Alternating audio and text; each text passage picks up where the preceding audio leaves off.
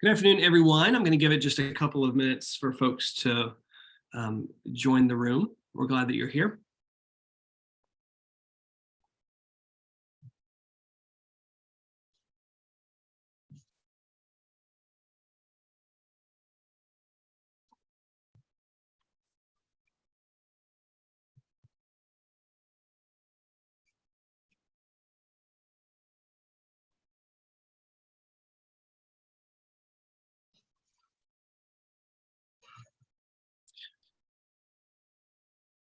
Well, out of respect for everyone's time, I'll go ahead and get us started. Good afternoon, everyone. My name is Ben Adams. I'm the Director of New Student and Family Programs here at Duke as Associate Dean of Students, and we're thrilled to have you all joining us for this webinar.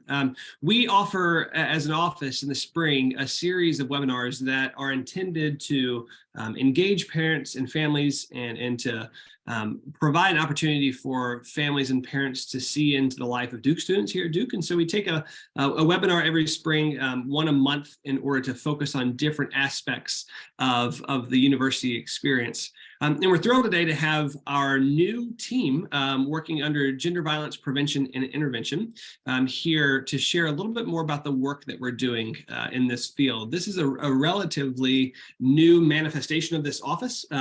We have three colleagues who will go a little bit more into the development of this office and what they do, the work they do, the education programs that they offer, and generally just an overview of what is taking place at Duke in this field of work.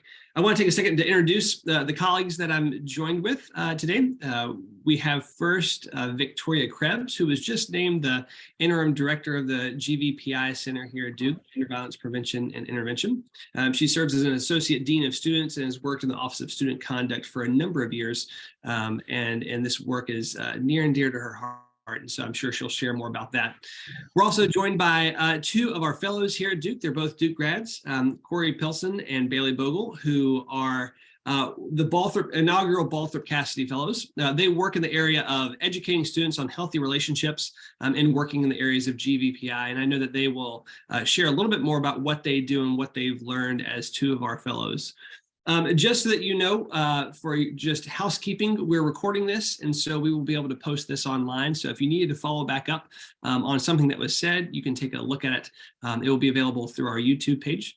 We'll also be using the Q&A chat function there. So down at the bottom of your screen, you should see a Q&A box. If you have questions throughout, you can certainly type them in. We have a couple of my colleagues who are behind the scenes answering these questions, but we'll also, if we think that your question is one that everyone would like to hear a response to, then we'll save that for the end.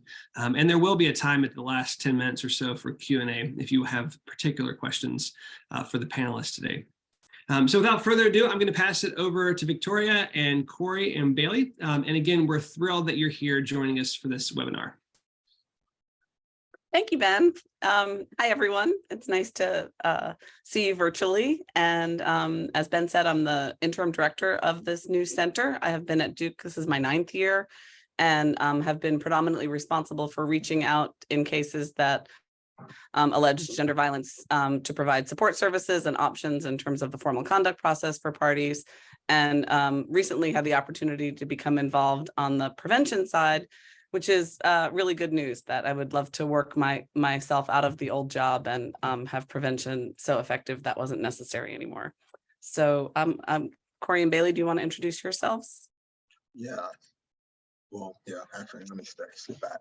So yeah, my name is Corey. I'm one of 2 Balthrop Cassidy Fellows. And so our role on campus is we educate students on healthy relationships through workshops about red flags and signs of an unhealthy relationship, as well as consent and boundary training. And I'm Bailey. I'm the other Balthrop Cassidy Fellow. We've been here for about 2.5 years. We're both 2020 grads, and it's been a great experience to work with students, student administrator partnerships, healthy relationship education, and sexual misconduct prevention. So the start, we can go to the next slide, Corey. Yeah, the start of the GVPI Center is not new to Duke. We've been doing this work for many, many years. And I've been at Duke for 9 years now. But what is new is the way we are coordinating these efforts and collaborating. That most of the prevention work had been done as part of the Women's Center's work up until this year. And my outreach work came through the Office of Student Conduct, but we have added Corey and Bailey's positions in the last few years as fellows. And what is new is this coordinated effort that we're making to work all together in addressing this from all different angles as a group, as an office. And that's been just a spectacular experience this year for students and for us working together. And so we are not the only people on this team. So we only make up about half of the people that actually are working in conjunction to make sure all our students are safe. So along with me, Victoria and Bailey, we have 3 more people that work with us regularly, which is Adrienne Allison. She's our deputy Title IX coordinator. So she's a whiz on all the things policy. We have April Autumn Jenkins, who's our prevention coordinator. She reaches out to the grad schools as well as other partners that we work with. And then we have Amy Jandro, which is our GVPI or our intervention coordinator, our GVP coordinator. And she actually is the therapeutic arm of what we do. So she sees students that may or may not have been affected by issues of gender violence. We good here, Victoria? Yeah, perfect. Cool. So moving on. So how we work together is that Corey and Bailey and I predominantly spend a lot of time talking about what kind of education efforts they're engaged in, what people are sharing with them. And I can talk about from the reporting perspective, what kinds of reports come into our office and what students are saying from that angle. And we can really target our responsive prevention efforts. Last semester, we launched a new website, which Bailey's going to spend some time showing you. And it contains really everything that you would need to know. We spent an enormous amount of time launching that website and got feedback from students and faculty and staff, and it is really all inclusive. And so I'm glad you'll get a chance to see that. And we also work to identify what trends and issues students are facing and seeing so that we can target those with our prevention efforts. Yep. And another note of this, just while we're here, is again, Duke, we've always done things to support people that have been affected by sexual assault and gender violence. But in the past, our efforts were very disjointed and disconnected. And now we're in a place where we are talking to each other, and there's more communication between the parts of campus that touch this issue than there has ever been before. So we are actually more well equipped now to handle this issue than we ever have been in the past. And so that's something we're really excited about going forward. All right, so Corey, if you can click over to the website. Actually, If you go to the main students.duke.edu website and scroll down on the main page, right there will be a square in the middle that says Gender Violence Prevention and Intervention, or GVPI.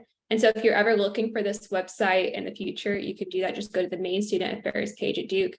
Google Duke Student Affairs, click on it, scroll down, you'll be able to find this subpage on there. But this is under Get Assistance, Gender Violence Resources. We've kind of put all the information that students need to know in one place. And so you can click through these options. We have 6 main options on the front page. Get support, if you want to click on that, Corey. Whether you're a survivor, you're reporting something, you've been accused of something, you're a friend, you're a witness, we offer support to students in any way affected by gender violence or sexual misconduct. And if you're looking for what resources and options are available, that would be where you go to get the list of that. We have confidential and non-confidential, which we'll go through a little bit later in this presentation. Counseling, guiding you through the process. If you do want to report, it's a different question. But we've got a bunch of different intervention services available for anyone affected, like I said. And if you go back to that main page and click on Get Report, if you do want to file a report of an instance of gender violence or sexual misconduct, whether for yourself, for a friend, for someone else, or if you're an employee and you need to file one, this is also an easy way to access that. You can just go to the Get Report button, follow those 2 buttons, depending on which kind of report you want to submit, and read through some of the information that we have there about what reports do, where it goes, and what happens after you submit a report online. I know that is often one of the scarier things for students. They just don't know what happens, where to go. We want to make sure that all of that support and reporting is right front and center and easy to find. That's the most important part. And then we have some other buttons on the website. We don't have to go through all of it, but we have information about our prevention efforts, ways for students to get involved, access through links or downloads to all of the policies and procedures, the reports and surveys that come out, a glossary with the different terms. There's a lot of good info on this website. And there's also all of our contact info at the bottom of it if you scroll down. Corey, can you do that? Yeah. So you can see our profiles, click on them, get our emails, our numbers. Amy Jandro, who is the 24/7. We'll go over that later, like I said, but you can get her email and phone number as well. And so if there's ever anything you forget, or if you're in crisis, if your student's in crisis, please make sure they know how to get to this website. But also, it's just a really good resource to make sure that you and your students are looking over before anything happens, so they just know what they have access to in terms of resources for themselves, for friends, for helping other people. And of course, if there's any questions, you're always welcome to email literally any one of us. All of our contact info is right here, and we'll help you navigate it in person, set up a meeting, a phone call, whatever it is, if you need help navigating this information. But that's a little overview of the website, and that is constantly being updated, and we're soliciting student feedback on that still, but it's gone through several rounds. We're really excited about it because that is just so helpful to have it all in one place, right front and center. Once again, Student Affairs main page, you just scroll down and you can find that. Cool. Thank you for that, Bailey. So moving on, we kind of stopped on the website, but we do have a light agenda for the day. And so from here on, the first thing we're going to talk about is kind of some of the data and the trends we see, and how we are actually dealing with some of the things that we see. We're going to talk about some of the programs and some of the things we have in place to deal with the trends that we see. We're going to talk to you all a little bit about our policy and how that works on campus, and just like where to go to find it, as well as just like how it looks when it comes to reporting. Then we're going to talk about reporting and outreach. So in the case that something does happen, how should students go about reporting, and what's going to happen after that? That's something we're going to share with you all as well. We're going to talk about our support resources. So that's all of the things that we have on campus to support students in the case that an act of gender violence happens against them. And then lastly, we're going to talk a little bit about what you all can do as parents to prepare your students for college, and just be supports at home while your students are out here. So yeah. Moving on. So just like I said, we're going to start with monitoring and reporting to trends.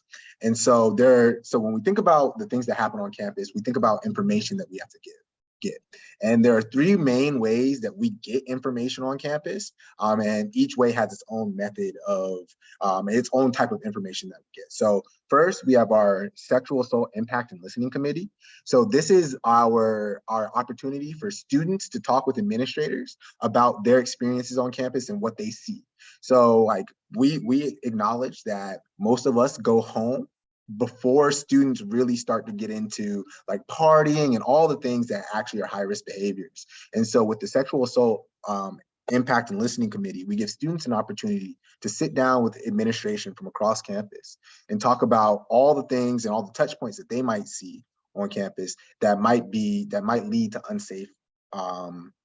unsafe behavior. And so in this, we hope to foster transparency, as well as get information from students in terms of what they might be experiencing on campus. Next, we have our Gender Violence Prevention and Intervention Committee. So this is a committee made up completely of staff, and it's made up of staff from across the university who all touch this issue in one way or another. And so in these meetings, what we do is we share trends with each other, like survey data and any kind of quantitative data we have that the school has taken up, and we use this to inform the work that we do. And then lastly, we have the Office of Student Conduct and Community Standards Data and Reports. So we have Duke, as many of you know, has an Office of Student Conduct and Community Standards. This is basically these are the people that are checking for plagiarism and any kind of bad behavior that students do on campus. And so often many of the instances of gender violence and sexual assault come through the Office of Student Conduct. And so we use their numbers to inform a lot of the things that we do, because they are one of the best sources of quantitative information when it comes to gender violence and sexual assault. And so, and just a bit about the trends that we see. So over the last couple of years, we have seen an increase in relationship violence and in reports of relationship violence and gender violence on campus. But that's not necessarily a bad thing. And I'm gonna pass it to Victoria to tell you why. Yeah, thanks, Corey. So here's a graph for those of you who like graphs about the August, September, October over the last 3 years. And as we all know, it's been a strange 3 years and difficult to compare data from when students were on campus and when students were not on campus. But reports are up that we've definitely received more reports this year than last year and the year before. And we can go to the next slide that kind of gets to the example of the relationship violence. So when you compare to years when people were not on campus, you would expect that reports would be down. So I started in 2015, and back then we were not receiving any reports alleging relationship violence. And after programming efforts and Corey and Bailey especially doing a large focus on red flags and early signs that someone might be in a problematic relationship, we've seen those reports grow, but people are reporting things that are, they're reporting earlier. They're reporting things like controlling behavior in a relationship. And when, while that alone would not be evidence of relationship violence, it's great that students are submitting these kinds of reports, that we can reach out and talk to students about reports we've seen, that they might be struggling, they might need help learning how to navigate a complicated relationship or end a complicated relationship. And we have trainings that address that. So increase in reports of certain kinds may or may not be concerning information. We've also seen an increase in reports related to international students and graduate and professional students. So again, increase in reports is complicated. We're not sure if that means people are aware of the resources and are reporting behavior that hasn't really increased. But we have partnered with the new Duke International Student Center for international students, and plan to do not only during orientation targeted programs for international students, but on an ongoing basis throughout the year to target that population. And some of our graduate and professional schools have really active groups involved in this subject, and some don't. So we've reached out to all of them to get a cohort of people interested in programming and prevention efforts at each of the graduate schools. Amazing.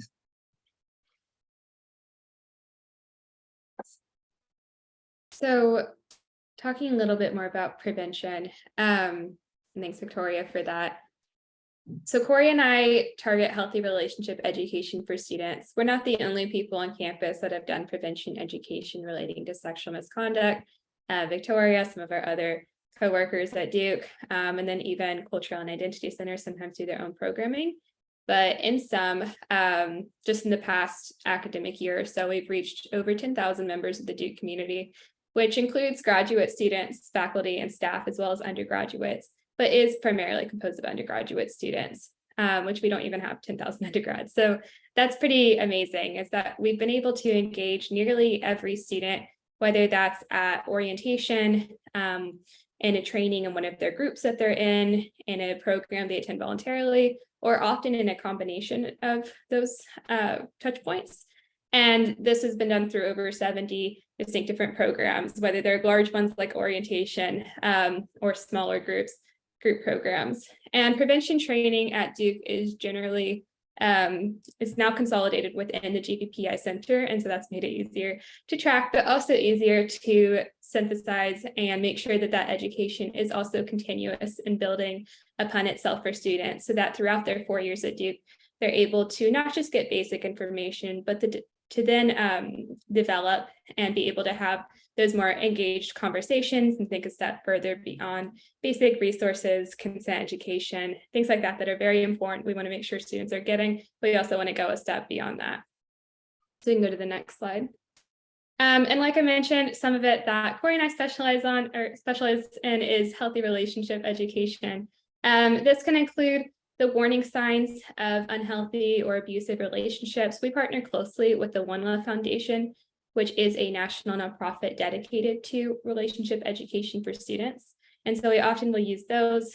the 10 signs is what they like to call them for healthy and unhealthy signs in relationships. But also talking about setting boundaries, consent education, practicing setting boundaries. Our goal with this is that all relationships and interactions start with two people. And often when you're entering into college, especially when we're thinking about freshmen and young students, it's hard to have those honest conversations with people. And if you're unable to set a boundary with your roommate, if you get into a sticky situation, it's going to be really hard to exert your boundaries when the stakes are a lot higher or your nerves are up. And so that kind of practice and repeated targeting with healthy relationships, how do we want to engage with each other? And how do we want to engage with each other as a community too, beyond the interpersonal level? That's a lot of what we do with this. And we do think it is directly related to not just relationship health, but sexual misconduct prevention. But we do also have community interventions and more targeted toward misconduct kind of prevention programmings. Some of these include how to help a friend, whether that's to exit an unhealthy relationship or with bystander intervention, being able to recognize the signs of alcohol toxicity or potential assault or misconduct if you are at a party or at a social event. And we also have student groups who have, whenever they host something, they have social hosts is what we call them. They used to be called party monitors at Duke. So if you're not a new Duke parent, you might be familiar with that program. But this means this is part of our alcohol education and risk management approach, which is really about harm reduction and making sure that our very first priority above anything else is keeping students safe. And so Social Host is this really cool program where at student events where there are people drinking, for every 25 students, there has to be at least one student who is a trained social host, who stays sober, who stays easily recognizable and in a central area in the party and is able to recognize those warning signs, is especially trained to do so, and is also trained to intervene. And so that's just one of a few of the different programs we have for harm reduction with parties specifically. And then finally, before I hand it over to Corey to talk about our student partnerships, we also have the Live Safe app, which has a few cool features for students. I would encourage everyone coming into Duke to download it and use it. But some of those include being able to share your location during a walk. I think it's called Safe Walk. You can set where you're going, when you're expecting to be there, share it with multiple people. And it also has access through that app to a lot of different links and useful resources, the Duke police number, calling a Duke Vans, which is one of our services to make sure you're not walking alone at night, and a lot of great links in there. So Corey, if you're going to talk about our student partnerships a little bit, I will turn it over to you. Yeah, absolutely. So a big part of something you have to know about what we do is that we don't do this work alone. We do it in conjunction with students from across the university, because we as Duke, we just have a lot of students who are committed to making sure that our campus is healthier. So in front of you, I have 4 groups that we work directly with that are completely student-led organizations whose missions are to create a healthier Duke campus. So the first one is Team One Love. Team One Love is an organization on campus that consists of students who want to make sure that all Duke students are having healthy relationships. And so me and Bailey are the advisors to this club, and they along with us go around to student organizations and talk about what to look for in a healthy relationship and what to look for in an unhealthy relationship. So they're kind of our first line of defense when it comes to thinking about a safer and healthier campus. Then we have SHAPE. SHAPE stands for Sexual Health or Sexual Harassment and Assault Prevention and Education. So this is our group of students who has really taken it upon themselves to think about how sexual assault happens on campus and what are our best methods to mitigating it.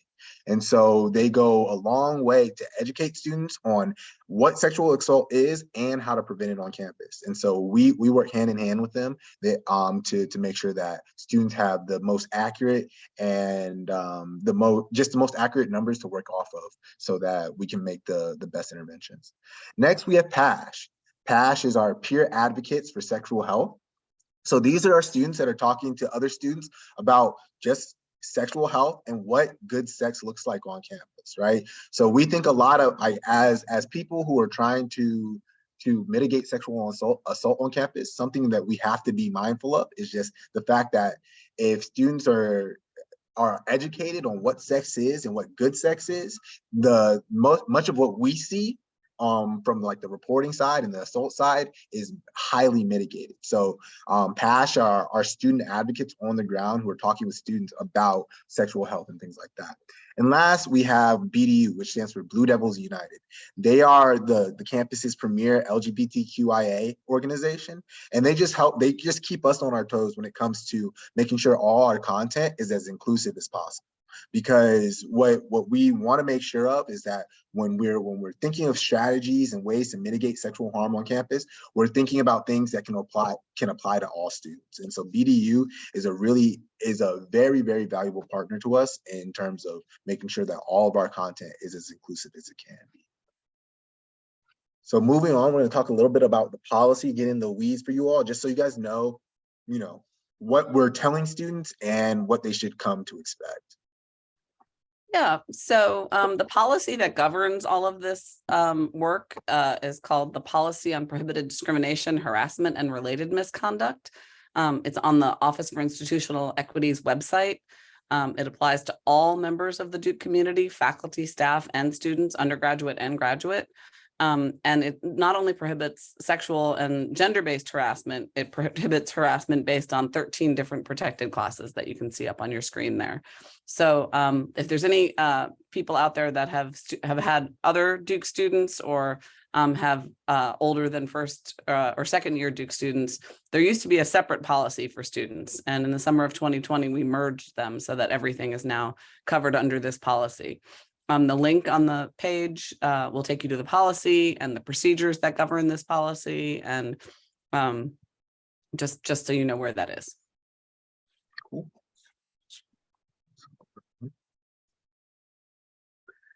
And now a little bit about reporting. On the right side of the screen is right from the website that Bailey already went over.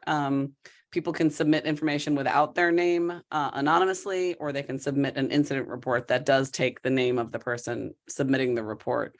If any of you were ever going to submit a report and are not affiliated with Duke outside of being a parent, you would have to do the anonymous report, and you can put your name or information in the text, but that's available outside of the Duke community, the anonymous reporting link.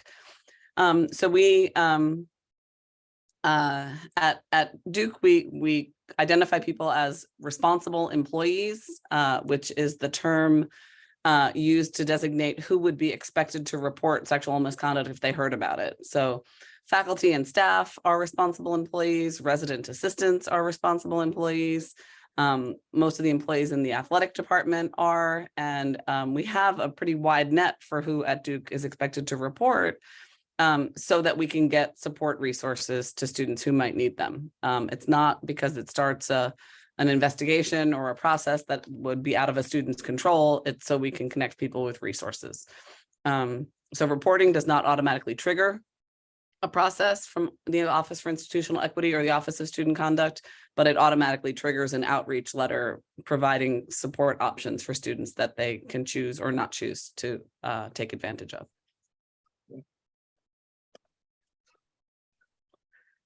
So supportive measures is the phrase that we use to talk about anything that would help support a student who reported sexual misconduct continue to be a student, continue to live here, work here, go to school here, while they're dealing with the incident that was reported. So frequently students will need academic accommodations, a little more time to turn something in, those kinds of things. Housing accommodations, if someone reports an experience with someone who lives near them and they would like to be relocated someplace else, we do housing accommodations. We refer everyone for counseling at CAPS and to work with Amy Jandro, the gender violence intervention person. No contact directives are sometimes necessary if someone's being contacted by someone that they don't want to be contacted by after being asked not to do so. And referrals to all other kinds of partners that we have on campus that help students succeed here. So it's just important in terms of supportive measures to note that a student does not have to engage in any kind of formal conduct process to get supportive measures, that we want people to reach out if they need help, regardless of whether they want to engage in anything beyond getting that supportive measure.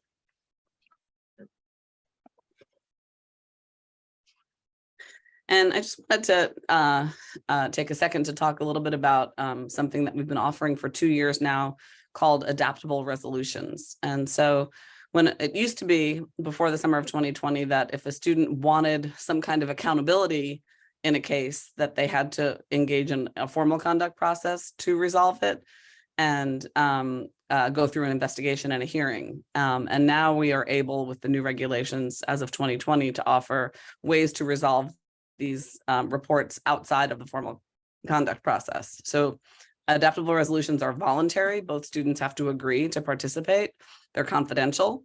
An adaptable resolution does not result in a finding of responsibility for a respondent, but outside of that, the two parties, usually with a facilitator, so they're not meeting or engaging directly, can decide to resolve this matter in a way that works for both of them. So a complainant might be more concerned with what a respondent has learned based on the allegation. So they might want someone to get counseling, or they might want someone to take a class about alcohol, or any number of things. And so we are allowed to resolve cases with adaptable resolutions and have done so very successfully for the last 2 years.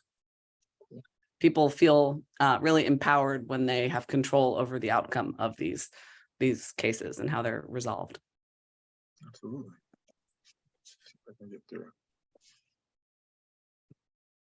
Right. So as Victoria mentioned, the majority of employees at Duke are called responsible employees, meaning that if myself, for example, as a responsible employee, if I were to be made aware of a student who has experienced an assault or an incident of misconduct, I would have to submit a report on their behalf. To be clear, whenever you do submit a report, it doesn't mean that we're going to automatically pursue a big scary conduct process without that person's consent. It means that we're going to reach out with support. And so it's not as scary as it sounds, but also students often want confidential resources who are not going to submit a report on their behalf. And they should know and be aware that the only people who are not responsible employees are this list of resources that are confidential. So the first one, with the phone number and email here, you might want to take a picture of this, or you can go back to the website and get it later at any time, is Amy Jandro, our current gender violence intervention coordinator. These are 24/7 numbers and emails, and she serves as a confidential source of counseling, able to connect students to further counseling, help them navigate their options, and just sort of work through the process, and to do so without any reports being filed. Other confidential resources on campus outside of GVPI. So Amy Jandro is in GVPI. All the other ones are outside of it. That includes CAPS, which is our counseling and psychological services, which is free to students. Timely Care, Blue Devils Care is 24/7 and online counseling. Student ombudsperson, clergy acting in their roles as clergy. And then student health departments, emergency departments, the hospitals, and outside of Duke, the Durham Crisis Response Center is also a confidential community resource, especially if your student doesn't feel comfortable going through the university, or maybe if they live in the Durham area and would prefer that. And then next slide, it's just a little bit more about our GVI coordinator, Amy. So this is also on the website. You can find this at any time. But she's great. She's able to immediately refer students through to different counseling and therapeutic services, and also to provide a little bit of that herself, follow up throughout the semester and the year if needed, 24/7 on call with that phone number and email. Students get a response oftentimes immediately, but within 24 hours. And there's always somebody covering that line, even if Amy's unable to. She can also educate you on reporting options, help advocate for you, and help connect you to those resources with supportive measures and other resources. And then also safety planning and guidance for people who are trying to support survivors in their lives. Maybe if you've witnessed something, whether directly or indirectly, if you're somehow otherwise affected by an incident of gender violence or misconduct. Cool. So yeah, and furthermore, like I said earlier, there are lots of ways for people that aren't staff or who are students or grad students or even professors to get involved on campus to help make our campus a safer campus. And so I'm just going to go over a few ways that happens. First is you can join SAIL. So like I said earlier, SAIL is our sexual assault impact and listening committee. So it's people all over campus coming together to talk about the experiences that students have, so that we can start to build that connection between the people who are experiencing things and the people who are working to support those people.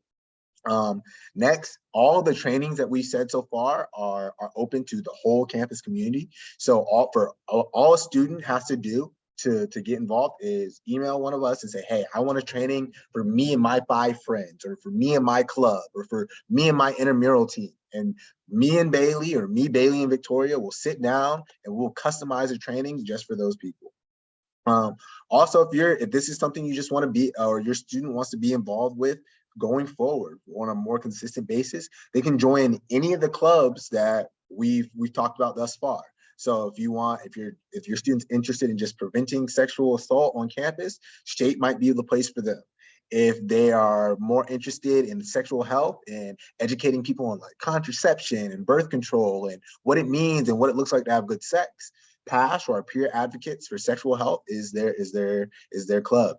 And if they want to talk about healthy relationships and the ways in which having healthy relationships can mitigate sexual assault, Team One Love is the place for them. And so we have a bunch of places for students to get involved if they're interested, but we want students and parents to know that as involved as you are, there are people that do this stuff professionally. So we never want the work of preventing sexual assault on our college campus to fall solely on the students, because it's work that we do and it's work that we're getting paid to do. So as much as we love student involvement, we want to know that they always have people that they can fall back on. And if they ever just want to throw their hands up and say, hey, I don't want to do this anymore, that's okay, because we're here. And then another way, if you want to get involved and none of this floats your boat, you can just contact us, and we have a million different ways for you to get involved with this as well. So yeah. And so, which brings me to my next, we talked about students, but it brings me to my next point, the point where you all are here, is like, what can you all do as parents to make this easier, to make this transition better? And the first thing for us is just provide support, be an ear for your students, right? So one thing we know is that many students, and I think me and Bailey can attest, many students come to Duke as first years very unexperienced in all aspects of sex and sexual assault and what it is. And so a lot of the things we see are not necessarily malicious, but they're remnants of the fact that students don't know what they're doing. They don't know how to have sex or how to ask for sex from other people. And so, if you want to help us before your student gets here, having an open and honest conversation about sex and what that might mean for them, it would be really helpful.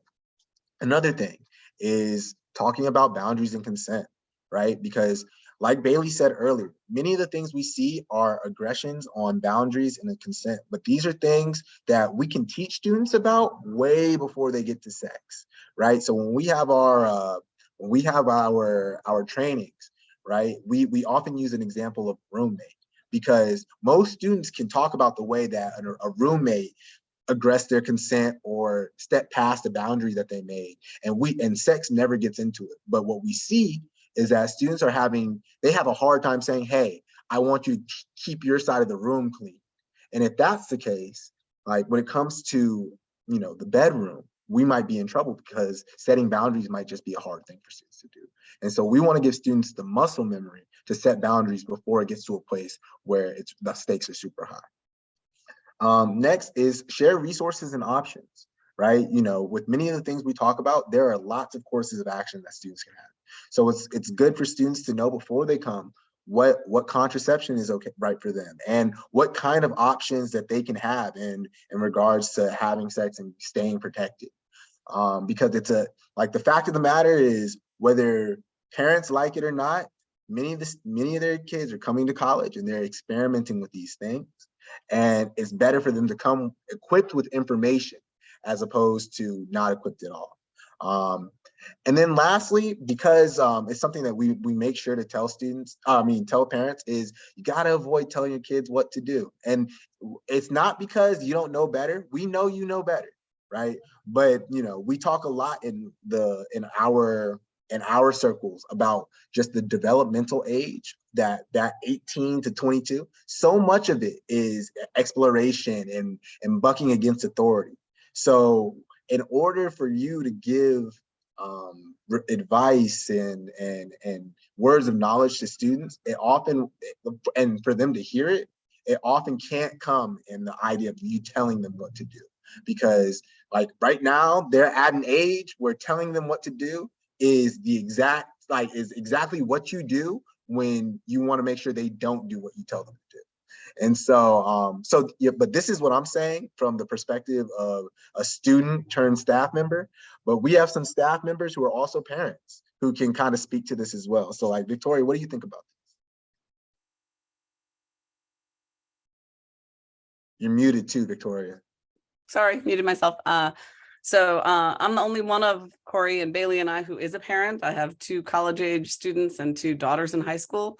And I laughed a little when Corey and Bailey wanted to add revisit sex ed at home, because I certainly know that can be a really challenging topic for a lot of parents and families. And I'll just say that it gets easier, and it's never too late to bring up subjects that you might have not brought up when your students were living at home full time. And never forget that driving in the car option, where you don't have to make eye contact with people to talk about things. You could use coming to this webinar as a stepping off point to say that you came to it. And then it's also sometimes easier to talk to students about what their friends may or may not be doing, and kind of broach the subject that way. But I'm happy to talk it through with any of you, after this, if that would be helpful. I know it's a challenging conversation for people. Absolutely. And so, with that, we just want to take a moment to say thank you for spending this time with us to talk about how we're making campus safer. But yeah, we have, a little under 20 minutes, and we can take your questions and answers now. Thank you. Looks like, oh, go ahead. Sorry, I was gonna just hop in here so that we can answer some of these questions that are coming in. Hey, if that's all right. Several good questions come in. First of all, Victoria and Corey and Bailey, thank you so much for that information. You covered so much important information that's valuable to students, to the families that love them and support them from afar, but also to us as administrators. We're very fortunate in Duke to have a robust team who's working on this, with people who have had plenty of experience in this field for a long period of time, but also creative and innovative thinkers like Corey and Bailey, who are closer to the age of some of our students, who know the landscape and the context really, really well. So thanks, y'all.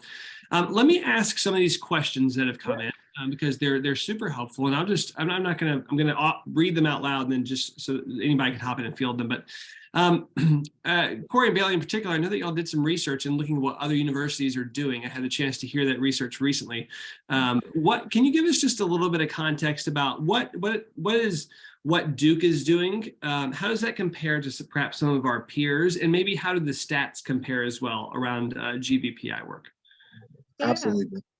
And so sorry, Corey, do you want to go through the stats? Then I can talk about I'll go through the stats, and then you can go through some of the things we talked about. But yeah, we like first off, we want to provide some context in saying that sexual assault and gender violence are issues that are not connected specifically to college campuses. These are issues that are faced all over America and all over the world. So with that in mind, it's knowledge to know that many of our students come to Duke with some experience with some of these issues prior to ever getting here. And with that in mind, what we do know is that Duke doesn't experience much higher numbers than the rest of our peer organization or than our peer institutions. But we do think about how we mitigate those problems in different ways. But like we do measurements of numbers every few years, and what we found is that our numbers are pretty commensurate with institutions that look like ours across the country. Yeah. And so one thing to note, though, is that we might have more students who report sexual assault than other universities. There are some statistics that all universities legally have to release about crime statistics, but there are also more voluntary surveys and survey data, the most recent of which Duke has from 2018. And we did have a high number of especially female and non-binary identifying students report experiencing assault at some point. And it is a problem common on college campuses, unfortunately, and I don't think Duke's an exception to that. I don't think our stats are higher in terms of pure numbers of actual incidents, but there's no way for us to know. All I know is that we do have a lot of students reporting, which is overall a good thing because we want students to report. And if your student is concerned about whether or not to file one, they're on the edge, tell them to go ahead, because what it's going to do is it's going to connect them with resources and help to make sure that they're emotionally, academically supported, and also supported in the process if they do want to or need to go through contact or anything else like that. But in terms of how our GBPI center and practices compare to different universities, a lot of schools tend to take one of two approaches, which is either to lean heavily on their student population. So we do have a few student groups who are really involved in this. I don't think that's uncommon at all, but I do love it. And the other approach is often to lean heavily on a third-party resource. So there's a lot of trainings and online modules that universities use.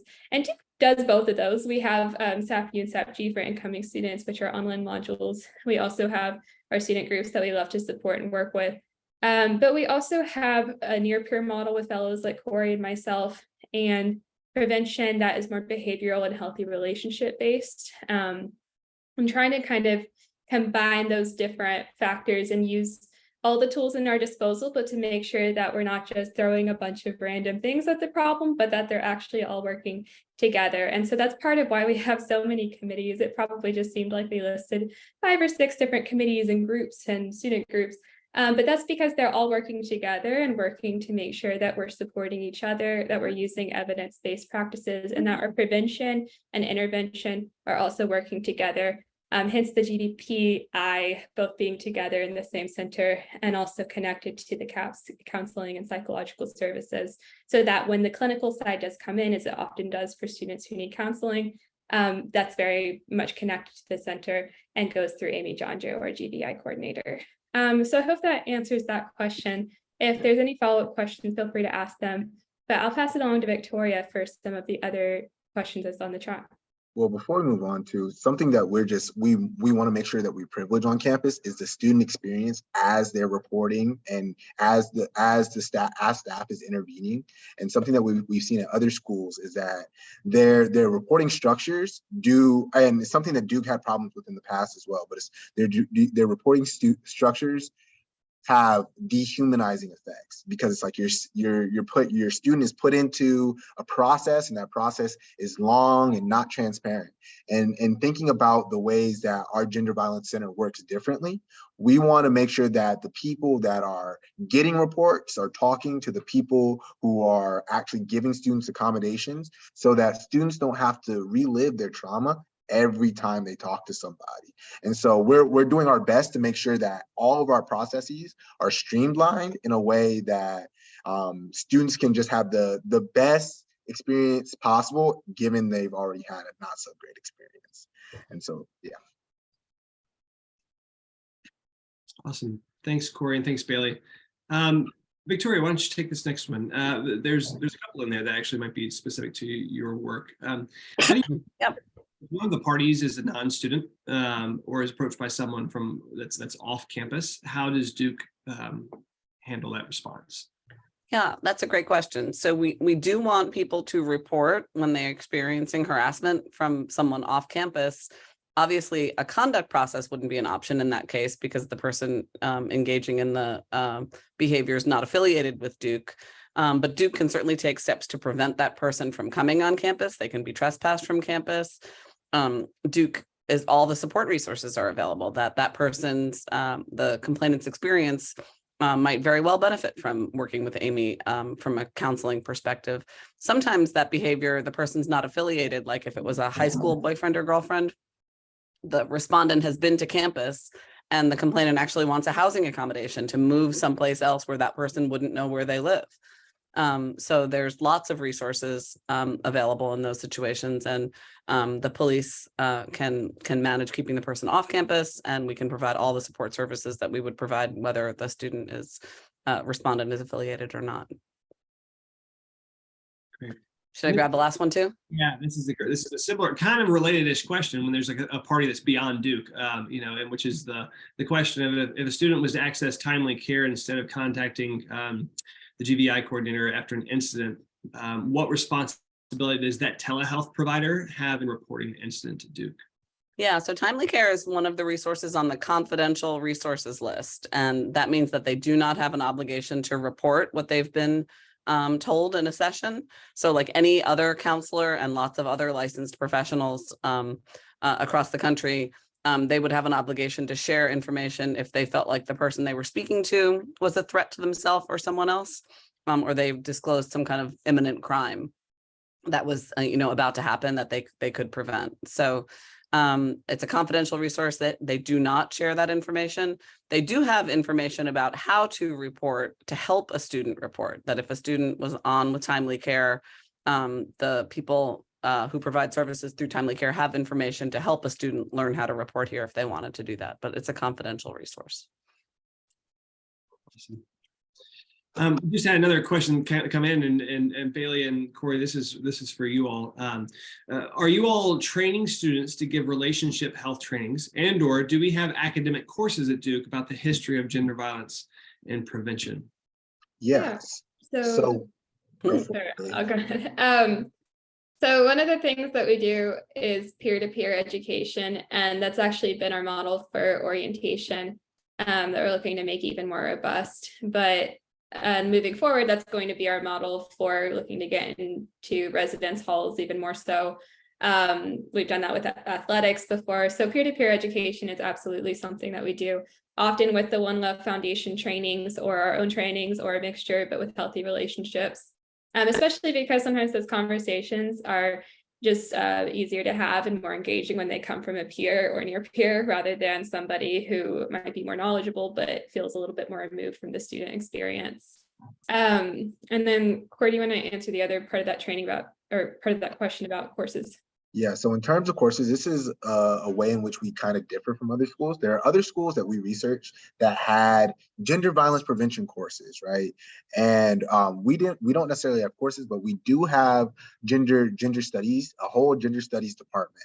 And so often in these courses, we get to all of the theoretical backings between like why these things happen on campus, right? And so in our GVPI Center and beyond, we think about gender violence as a symptom and not as the actual, it's a symptom of other diseases and not the actual disease.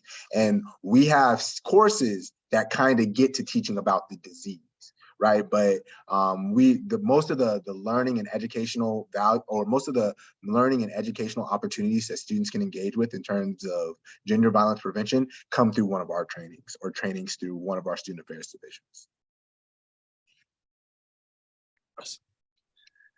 That's all the questions I've seen in the chat. I'm gonna ask maybe Corey and Bailey and Victoria just to kind of perhaps summarize very briefly like what you're excited most about. I mean, this is again a new manifestation of something that we've been doing at Duke for quite some time. But maybe just as a final thought before we wrap things up, just kind of give us the thing that maybe gives you most hope about this new approach that Duke is taking towards the work of GVPI. Why don't we go around Corey, Bailey, and then Victoria, I'll leave it for you to wrap up.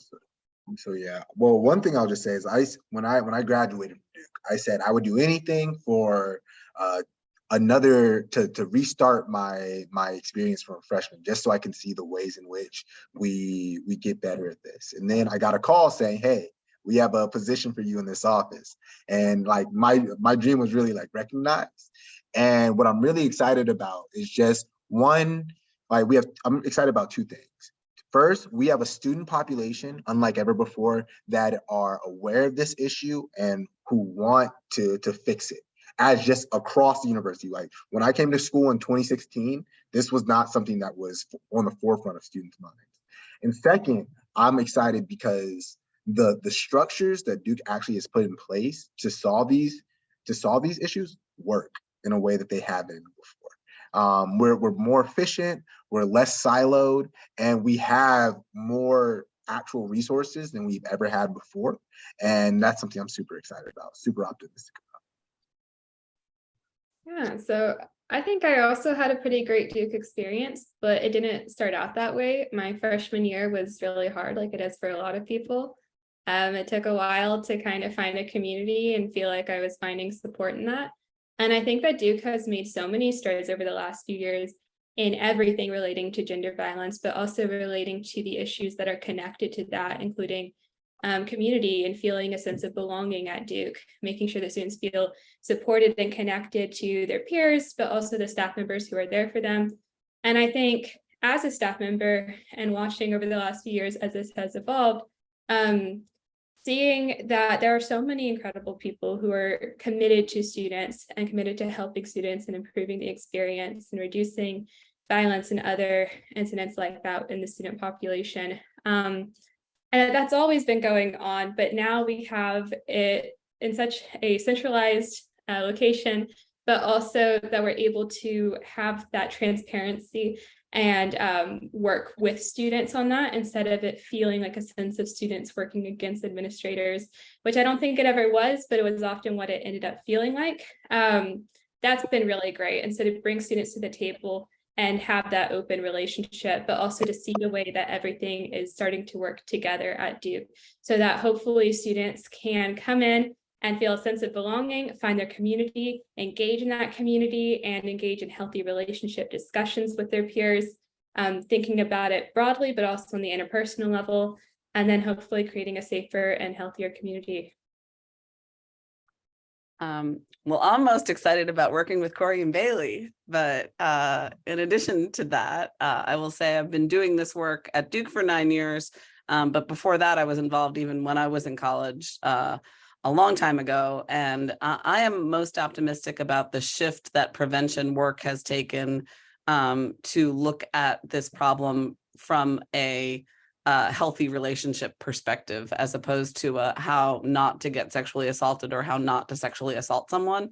It is a theme that invites buy-in. Students all want to be in healthy relationships with their families, with their roommates, with their friends, and with their partners. And it really is a much more welcoming open door where people are engaged in a positive way, which feels really optimistic and hopeful to me. Awesome. Well, let me thank you all. Thank you three first for being here and sharing this resource with all of our families that are joining us. But more importantly, let me thank you just for the work that you do each and every day to make Duke a healthier place, a better place, the place that we all hope it would be. So thanks on behalf of all the families for the great work that you do. Thanks to the families who are joining us. We look forward to seeing you all next month. We'll be joining with a special guest at the end of March, and we'll make that announcement in mid-March when we send out our newsletter. So thanks again for joining us. You can find this recording available online on YouTube after we log off. We appreciate you being here, and we'll see you next time. Thanks, everyone. Have a good night.